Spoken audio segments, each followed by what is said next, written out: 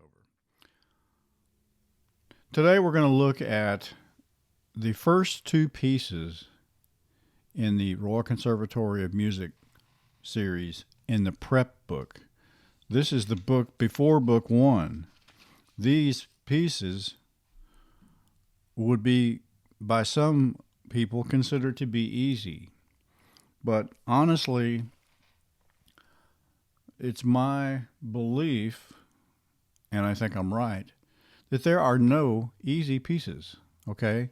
Just about everything you do requires a certain level of skill, even to play the first note, especially on a classical guitar.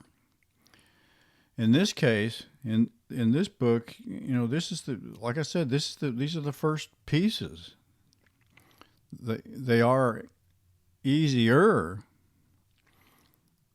but like I say, there are no easy pieces. There are just more difficult pieces, okay? So looking at this piece, this little piece called Little Pony, nice little piece. What you'll hear players do is they'll play the notes. They'll play particularly beginning students, which, I was one time myself. I understand. I know how this works. Anyway, they'll play the notes. They'll play the rhythms. They'll get everything right except for these other little things that get ignored. And what is one of the first major things that gets ignored in a piece? And that would be the rest. Now, there's no problem with that rest because there's not anything happening, right? You're only playing these notes up here up top. So no big deal, right? You play that rest by not doing anything. And likewise with this one right here, you're playing this note up here. So nothing happens. But once you get to this point over here, here you go. You have got to play the rest. All right? This note here gets two beats. So that's one. This is beat number two. It lasts through beat number three. So this note, I don't know why they put this on here. This note lasts all the way to that point right there. Now, maybe they intend for you to just let these notes go. But if so, if they'd wanted that, let me clear some of this out so you can see it. If they had wanted you to just hold the note all the way across and just let it go, be kind of lazy in your playing, they would have come over here like so, and they would have written this note again here like this as a quarter note. That's what you would have had. I think I can do better than that. You would have had this and a quarter note like so, and this note would last all the way. Well, they probably would have tied it over. They would have written a tie-in. And then this note comes in on beat number two. But that's not what they did, right? They didn't do that. What they wrote, well, in the first place, this is a wasted effort. That's going to happen anyway. But this note lasts all the way to this point right here. And then at that point, you have to touch that note to turn it off. So besides just playing the notes in this piece, what's written up here, and down here, these notes that are written in that you have to play. Why is that giving me trouble? You have to play the E's. You got to play. Oh, you're just playing the notes. You have to cut the note off. So that's the challenge in this piece, and that's an extra technique you have to learn. I could just clear that. There we go. So there's that. The aspect where you must cut a note off, you must play the rest. The rest must be played. It's written there. This one too. Look at that. They're all over the place. That comes here. This one goes here. This one goes to here and cuts off. You have to learn to cut those off. And in case you don't know already, these are all open notes. So if you can't just let go with a finger. You have to actually physically cut these off. We'll talk about this down here real quick. This quarter note, that is an E, and it actually has this note in it, in the sonic structure.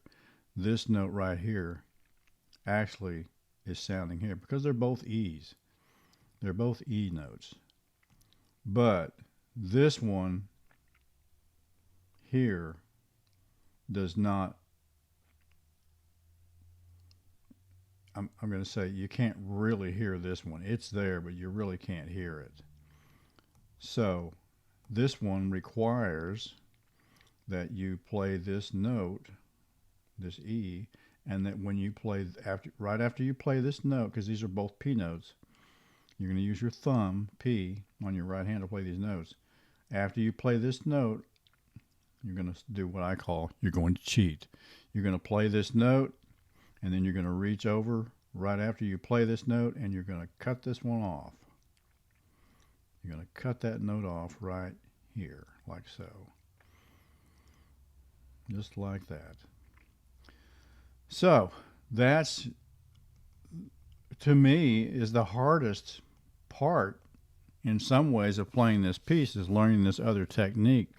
What we've done before, is we've learned how to play these melodies. We can play this stuff up here, right? You can read it and play it. Chord takes a little bit more work. We can certainly play these bass notes down here, 6th string, 5th string, 4th string. No big deal. You put it all together. That's a certain level. Learning to cut the notes off and play the rest. That's another level. And then, what are we left with? What are we left with then? We're going to clear this out. We are left with these performance directions. You got to play it at about 60 beats a minute. Mezzo forte, half loud. We have to learn how to do a decrescendo, a crescendo to a forte, a decrescendo to something, and then arpeggiated chord. So there are a lot of different things in this one little piece. This is the first piece in the book. So is this piece easy? Well, it's easier than more difficult pieces, but no, it is not easy. Now we'll flip up here. Excuse me. We'll go up here. Let's clear this out real quick. See if we can do this. Can I do this? I'd like to. Why can't I move this around?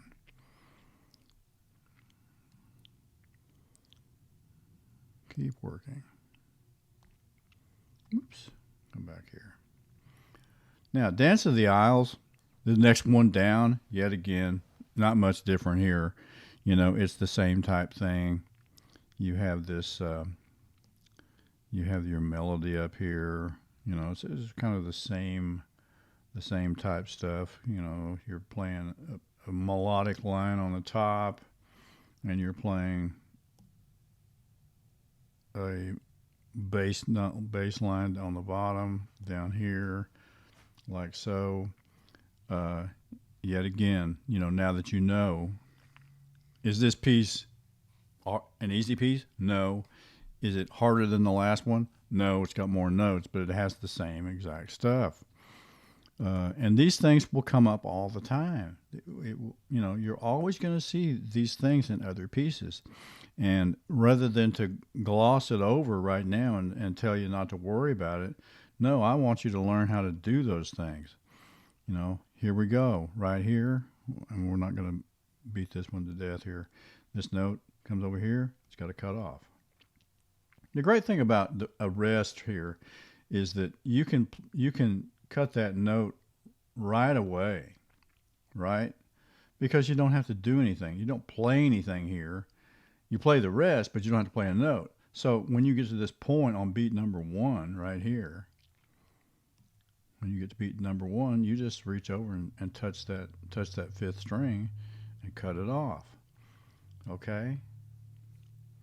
All right, let's go on down and see if there's anything any different. No, it's that same technique all the way through until, of course, you get to the end, and then you have this right here, and it's an open note. So if you don't cut it off, you know you're going to have to play this note right here with your thumb, and right after you play that note, you have to reach over and cut this note off right here. That's when you cut that one off. So that's a slightly different technique. The rest of this is like the piece above it, and I think you actually had to do this same type of thing on the last piece as well, right here where you had to cut a note off. So once again, without going to the next piece in the series, do not save. There we go. There are no easy pieces, only more difficult pieces.